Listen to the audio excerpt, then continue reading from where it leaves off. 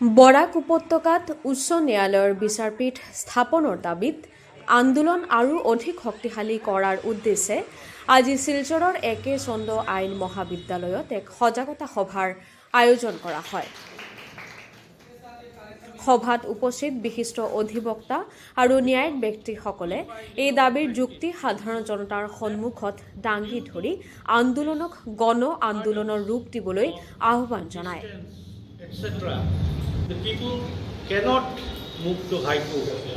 Sometimes an order is passed against him. Because of these hurdles, he could not challenge. If he could have challenged, he could have got favorable order in his.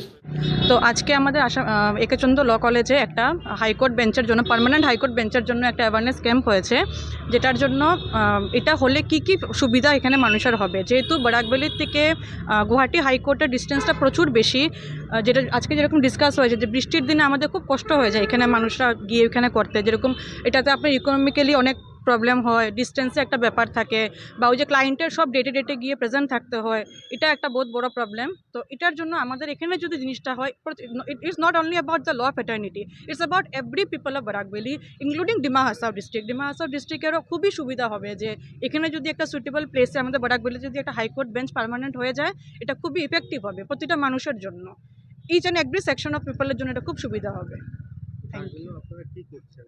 আমরা awareness camp করছি এখন আপাতত, এটা শুরু হয়েছে মানে সব sector থেকে শুরু হয়েছে। এটা not only law fraternity, not only legal fraternity, এটা প্রতিটা বিজনেসম্যান বলুন, আপনি সোশ্যাল ওয়ার্ক বলুন, সবার সাথে আমরা অ্যাওয়ারনেস প্রোগ্রাম ক্যাম্প করছি।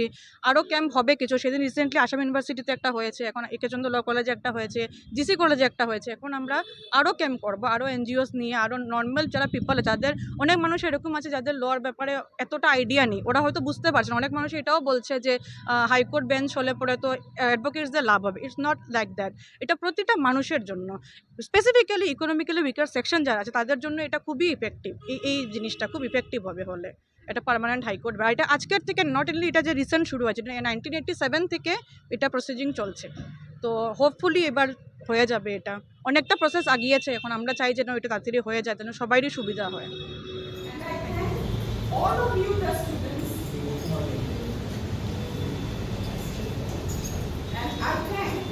All of you, the students who are present.